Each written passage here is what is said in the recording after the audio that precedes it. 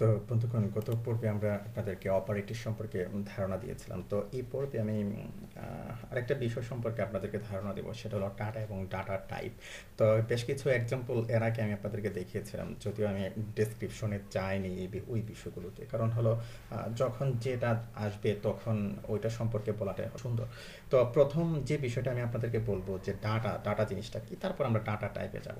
তো যে কোনো ধরনের তথ্য হচ্ছে অ্যাকচুয়ালি ডাটা, আর এই ডাটার উপর ভিত্তি করে যে কোনো প্রোগ্রাম পরিচালিত হয়। আর একটি নতুন তথ্য বা ডাটাকে আমরা ওই প্রোগ্রাম দ্বারা সৃষ্ট একটা সিদ্ধান্ত বা ফল বা রেজাল্ট আমরা বলতে পারি।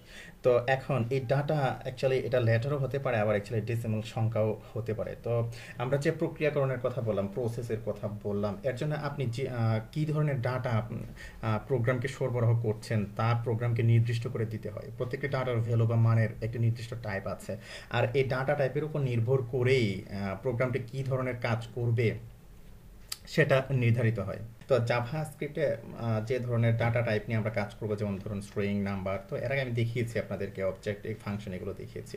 তারপরে বুলিয়ন, নাল, এই ধরনের। যেমন ধরুন আমরা যদি উদাহরণে চাই বা দেখি, যেমন আমি একটা ভেরিয়েবল নিলাম যে actually x x equal to, suppose আমি দিলাম যে এরকম একটা সংখ্যা দিলাম, সাপোজ ধরুন আমি 100 দিলাম। তো ধরুন এখন যদি আমি এটা টাইপ অফ অপারেটরের মাধ্যমে চেক করি, অলরেডি দেখিয়েছিলাম এগুলো আপনাদেরকে। তো এখন আবার এক্সটেন্ড করে একটু দেখাচ্ছি। যেমন যেমন ধরুন আমি এখানে ডকুমেন্ট ডট রেডি যদি ডকুমেন্ট ডট রাইট যদি করি, ডকুমেন্ট টু রাইট, তারপরে ধরুন টাইপ অফ অপারেটরের মাধ্যমে, ওকে, টাইপ অফ অপারেটরের মাধ্যমে আমরা যদি এটাকে চেক করি সে কী দেখাচ্ছে।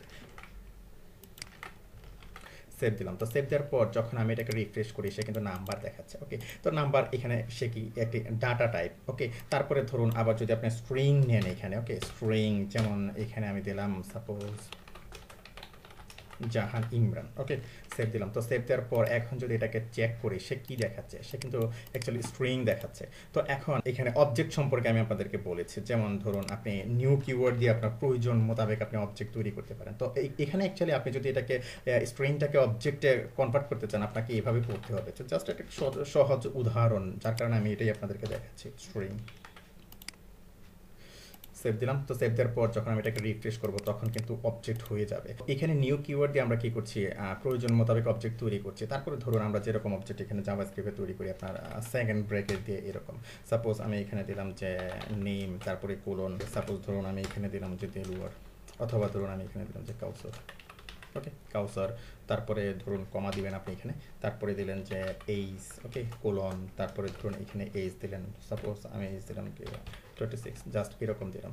এখন যদি এটাকে আমরা চেক করি, এর আগে একটা অবজেক্ট ছিল, তো ধরুন আমি রিফ্রেশ দিলাম, সে কিন্তু অবজেক্ট রিটার্ন করছে। ওকে, ফাইন। তো এখন ধরুন আমি এক্স ইকাল টু দিলাম যে ট্রু।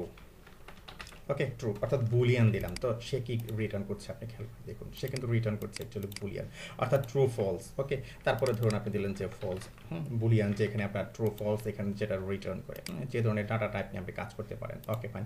তো আরেকটা বিষয় আমি আপনাদেরকে বলি, আমি অবজেক্ট তৈরি করে দেখিয়েছি, কিন্তু এর যখন আপনি তৈরি করবেন সাপোজ 1, তারপরে 2, সাপোজ 3, তো এখন সে কিন্তু অ্যাকচুয়ালি এরে রিটার্ন করবে না, সে কিন্তু অ্যাকচুয়ালি অবজেক্ট রিটার্ন করবে, কারণ জাভা স্ক্রিপ্টের মাঝে এরে হলো অবজেক্ট। এই বিষয়টা আপনারা মনে রাখবেন। আরেকটা বিষয় যেটা আমি আপনাদেরকে বলেছিলাম, আর সেটা হলো নাল। অ্যাকচুয়ালি নাল জিনিসটা কি?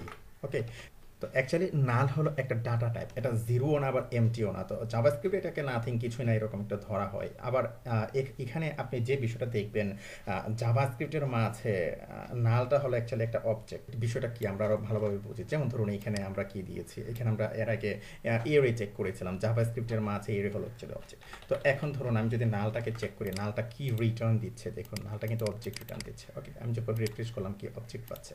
তো আরেকটা বিষয় আপনাদের একেবারে না বললেই নয়, তো এই যে আমরা অ্যাকচুয়ালি নাম্বার চেক করছি, সিঙ্গেল ভ্যালুগুলো স্ট্রিং চেক করছি, এই বিষয়গুলো কি, এগুলো এগুলো অ্যাকচুয়ালি প্রিমিটিভ ডাটা।